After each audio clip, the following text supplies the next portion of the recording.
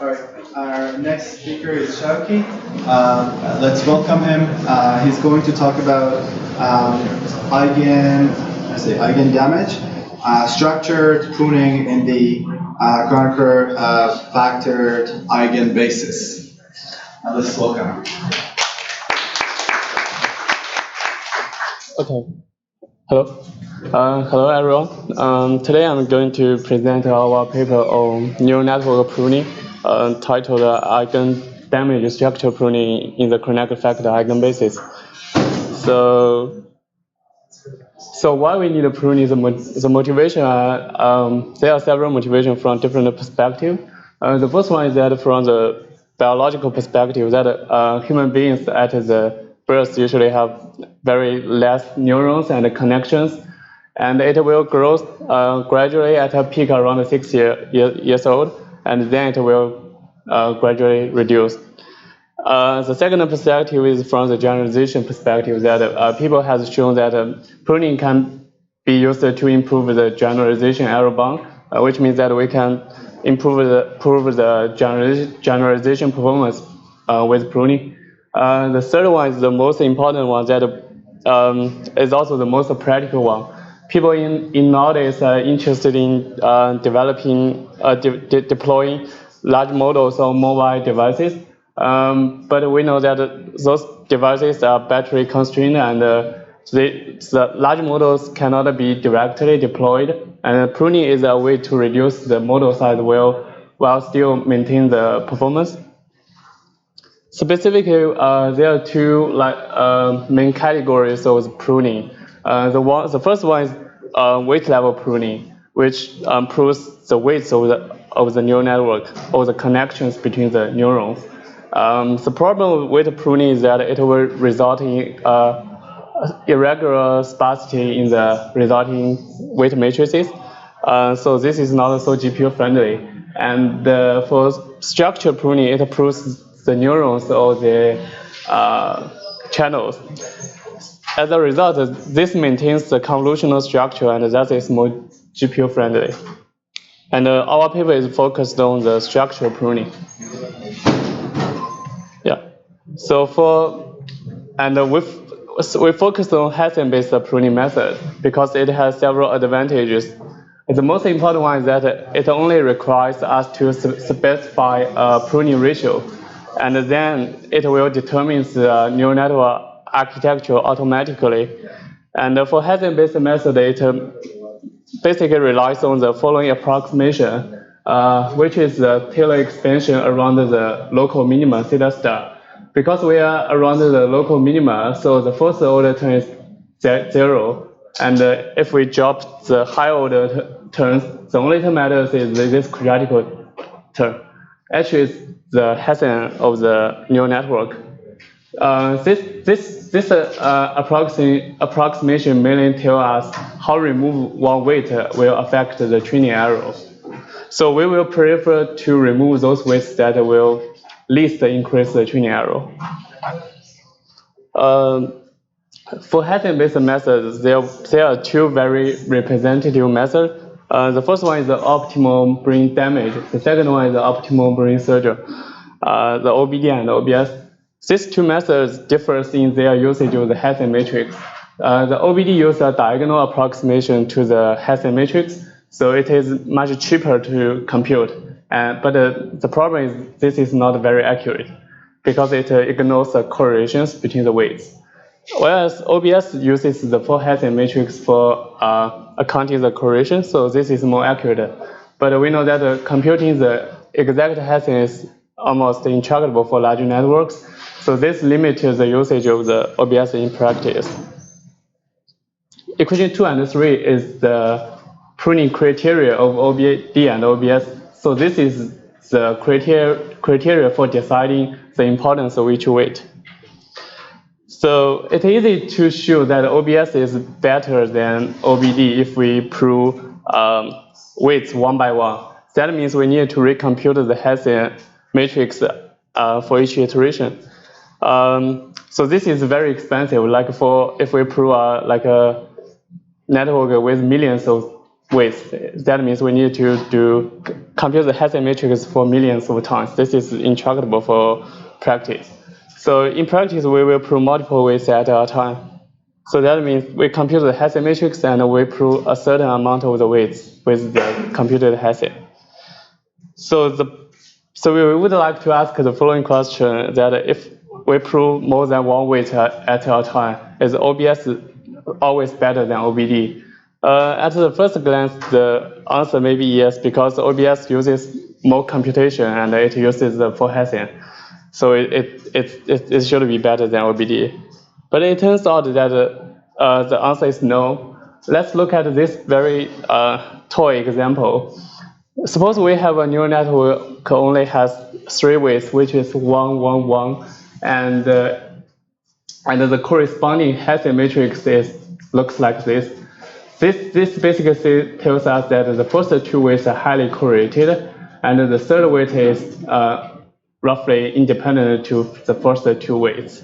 So for the first case of pruning 1 weight at a time, then we can show that OBS is better, because OBS will prove either the first or the second weight, because those 2 are redundant to each other. But OBD will prove the third weight. As a result, OBS makes less increase in the error, which is 0.01, but for OBD it's much larger. For the second case, if we prove 2 weights at a time, as a result, this time OBD is better, because for OBS it proves the first 2 weights, which it thinks regards these 2 weights are highly redundant. But the problem is that if we remove these 2 weights simultaneously, then no other weights can compensate their roles in the neural network. So as a result, OBS makes a larger increase in the error. So this is basically saying that there are 2 problems of OBD and OBS for if we prove more than 1 weight at a time. The problem of OBD is very clear. It ignores the correlations between weights, so it's not good. For OBS, it basically makes incorrect conditioning, because it decides the importance of each weight condition on the existence of all other weights. But if we prove more than 1 weight, some weights in the theta minus I will also be proved. So this condition is incorrect. So in summary, we can say that OBD and OBS, they use the diagonal Hessian and the diagonal Hessian inverse for pruning, and as a result, these 2 methods fail to capture the correct correlations if we prove more than 1 weight. So how to solve this problem? This is what our paper trying to solve. But we propose that we can do pruning in a new coordinate system. And in this system, coordinate system, all the weights are closer to independent. That means there's no correlations between weights. So we can use whatever pruning algorithm in this space. And also in this space, the OBD and OBS are equivalent, because there are no correlations between weights. So ideally, this space should be the eigenbasis of the Hessian. But there are 2 issues needed to be addressed if we want to do this. The first issue that is, because the Hessian is intractable, so compute the eigenbasis of the Hessian is also intractable. And also, if we want to map the original weight into a new space, we need to introduce the extra parameters, which is the new eigenbasis. So for solving the first problem, we adopted the facial matrix to approximate the Hessian. This is very commonly adopted in the literature, and the facial matrix is defined as the covariance of the gradient. So it has the same shape as the Hessian matrix, so it is still very large. So that means we are still not able to compute the exact facial matrix. But for the facial matrix, we have very accurate and efficient approximation, which is the KPAC approximation. The main idea of the KPAC approximation is that we can decompose the facial matrix of a neural network into the Kronecker product of 2 small matrices. So you can think of this as the out product of two matrix. Yeah. So basically, DS is the gradient to the pre-activation, and the A is the activation. So this is thing that we can use this Kronecker product to approximate the facial matrix. The computation is almost linear to the size of S and A if we do quadratical. Yeah. So lastly, we define the KFE. This is the basis in which we do pruning. If we do eigen decomposition to the S and A, we can finally decompose the approximated facial matrix in this form. And this is the KFE, which in place of the eigenbasis of the Hessian matrix. So yeah, so this is the basis in which we do pruning. And this gives our pruning algorithm. So suppose for the original layer is a 3x3 convolution, which has an input channel with 512, and the output channel is also 512. And we first map the weights into the KFE by the following equation. And as a result, it will decompose this layer into a 3-layer bottleneck structure.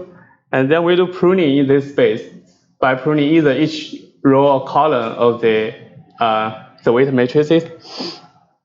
And then we map the weight back to the original space.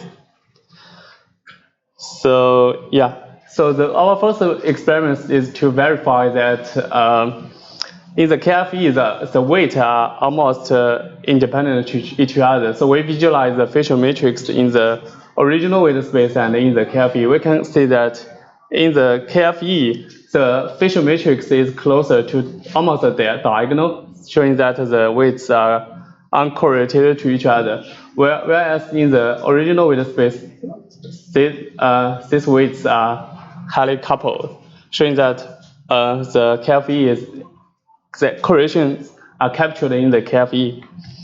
So this is showing that the network after pruning by different methods.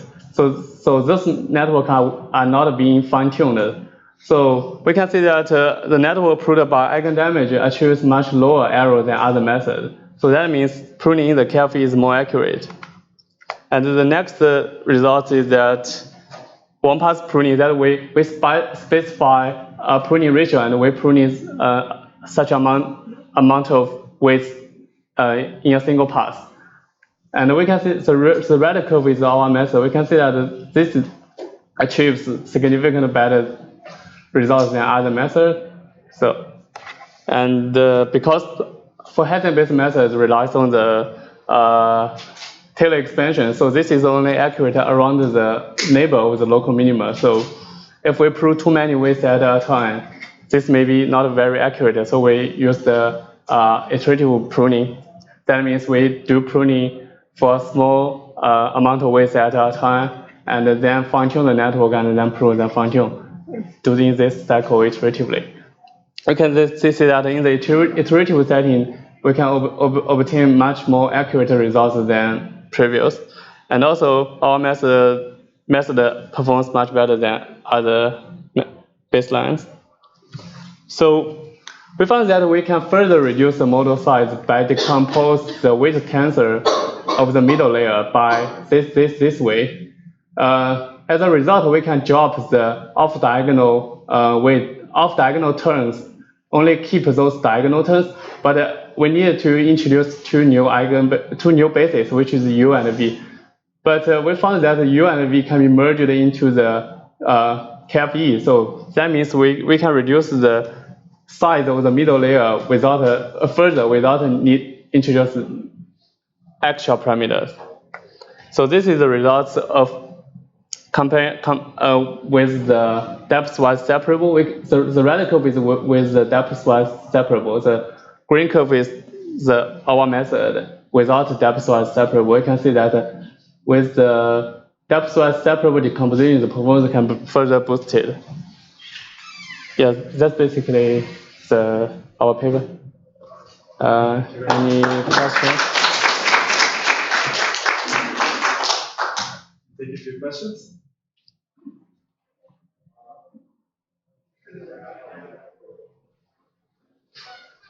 All right. No questions. I don't have any either. Okay. Could you show the results? Wait, which one? Yeah. This one?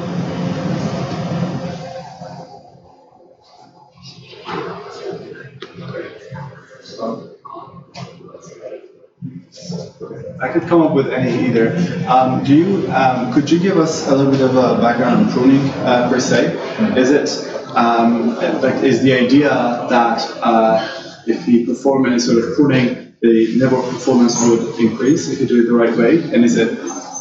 If we prune only a small, like a 20% of the weight, then hopefully we can improve the performance compared to the dense network. But if we prune more and more weight, then the performance may hurt, but it's not a lot. I see.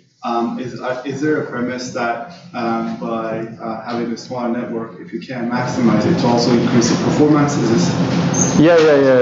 There's some workers, they trying to design a very compact network, but in general, their performance is not as good as the large network, because to optimize for those small networks, it's very difficult. And also, So, when doing the pruning, do you need to do the retraining the network? Yeah, we need to.